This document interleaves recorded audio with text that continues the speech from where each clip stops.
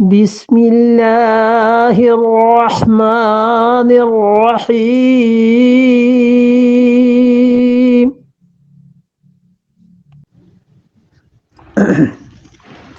ومثل الذين ينفقون أموالهم ابتغاء مرضات الله وتثبيتا من أنفسهم كمثل جنة بربوة أصابها وابل فآتت أكلها ضعفين فإن لم يصبها وابل فطل واللہ بما تعملون بصیر۔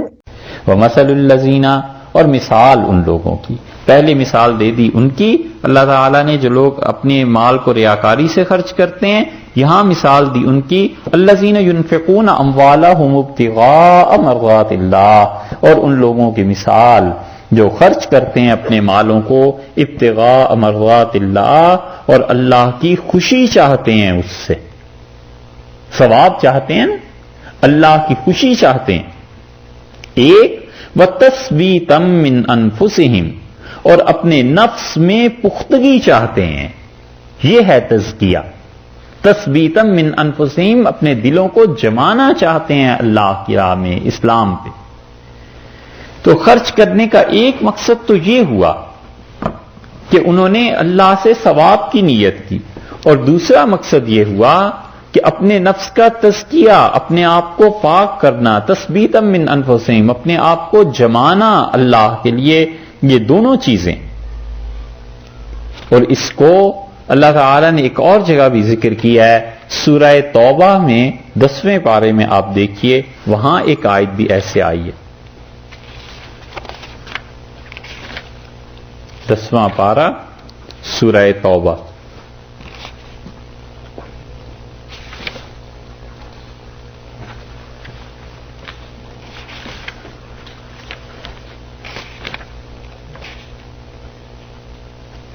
سورہ توبہ اور آیت نمبر 102 دیکھیے۔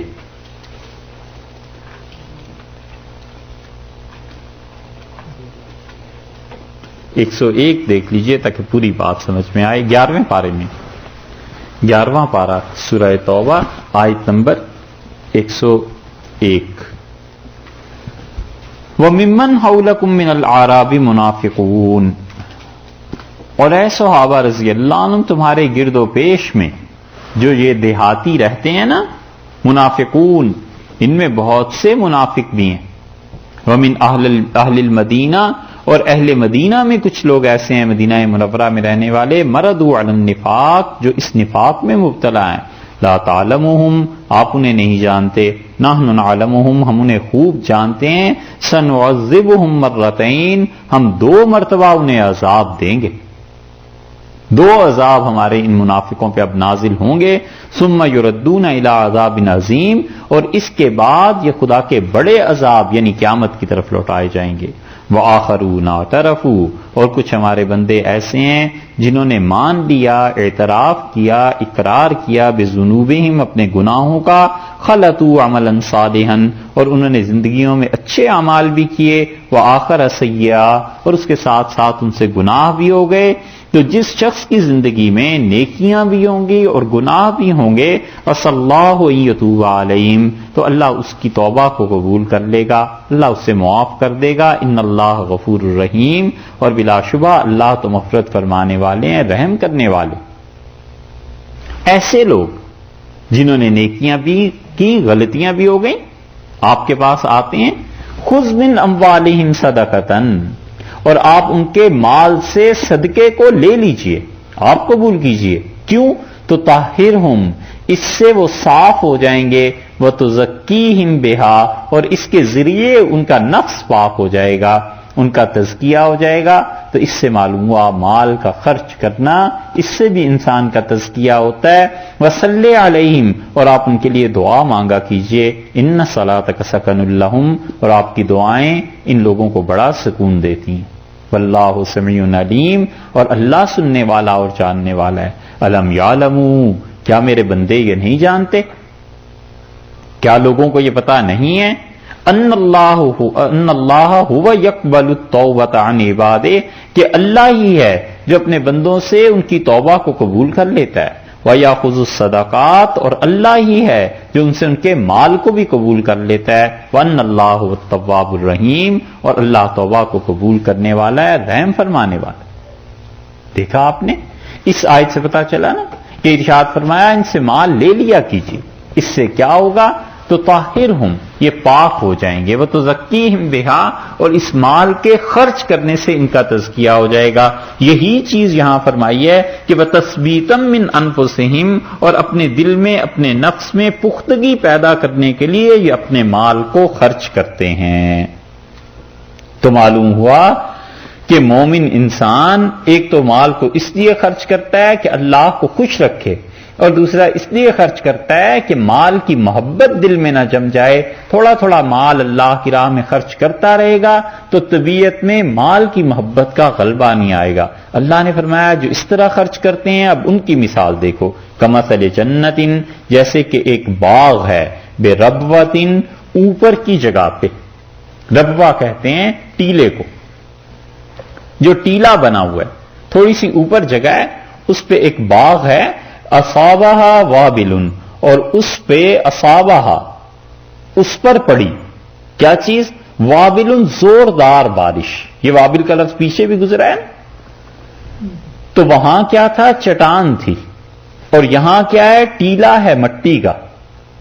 تو منافق یا کافر انسان وہ پتھر کی طرح تھا، اور اس انسان کا دل جو اللہ کی راہ میں خرچ کر رہا ہے زرخیز مٹی ہے۔ بارش چاہیے تھی نا، وہاں بارش پڑی، اور جو پہلے سے مال تھا وہ سب برباد ہو گیا، ضائع ہو گیا، اس پہ ثواب بھی نہیں ملا، کچھ بھی نہیں ملا۔ اور یہاں کیا ہوا؟ اصابہ وابل، اس پر جب بارش پڑی ہے، فَأَتَتْ أُكُلَهَا، اس نے اپنی فصل کو کیا ضعفین، دگنا کر دیا۔ پہلے تو خود بھی اچھا ہی تھا، جب مال خرچ کیا ہے تو وہ ایسے جیسے بارش اوپر سے ہوئی ہے، اس کی نیکی، اس کی صلاحیت، اس کا تقوی، اس کی اچھی نیت، اس نے اپنی شخصیت میں اتنا نکھار پیدا کر لیا کہ اللہ نے کہا ضعفین، دگنی ہو گئی فصل اس کی۔ فَإِن لَّمْ يُصِبْهَا، یہ ہے کمال کی بات، فَإِن لَّمْ يُصِبْهَا، اور فرمایا کہ اگر نہ پہنچے اس کو وابلن، اتنی شدید بارش، فَطَلْ، تو تھوڑی تھوڑی بارش ہی اس کی کافی ہے، فوار ہی کافی ہے۔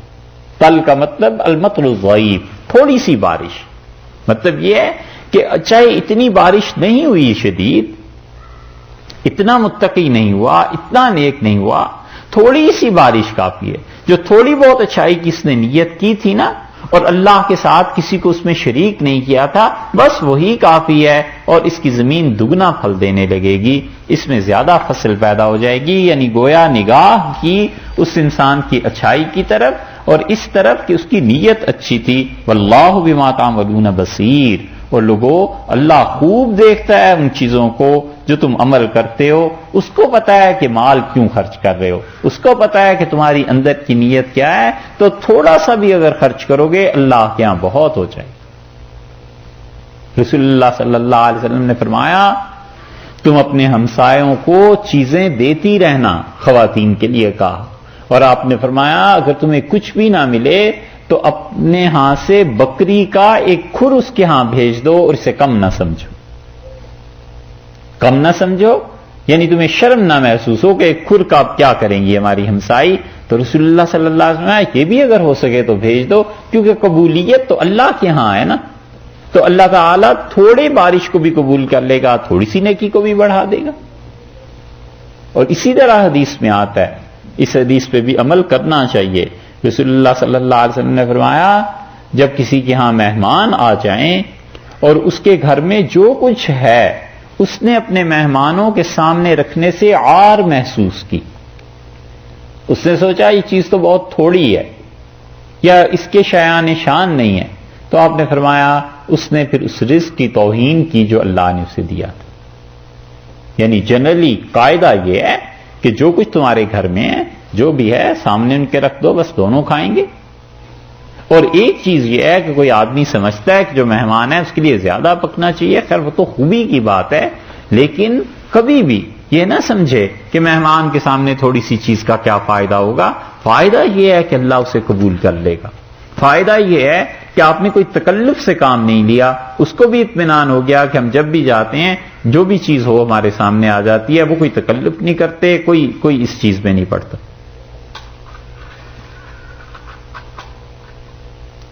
تو اس لیے فرمایا ہے کہ ہم اس کی مثال دیں جو ہمارے راہ میں خرچ کرتے ہیں, تو ان کی مثال تو ایسے ہے.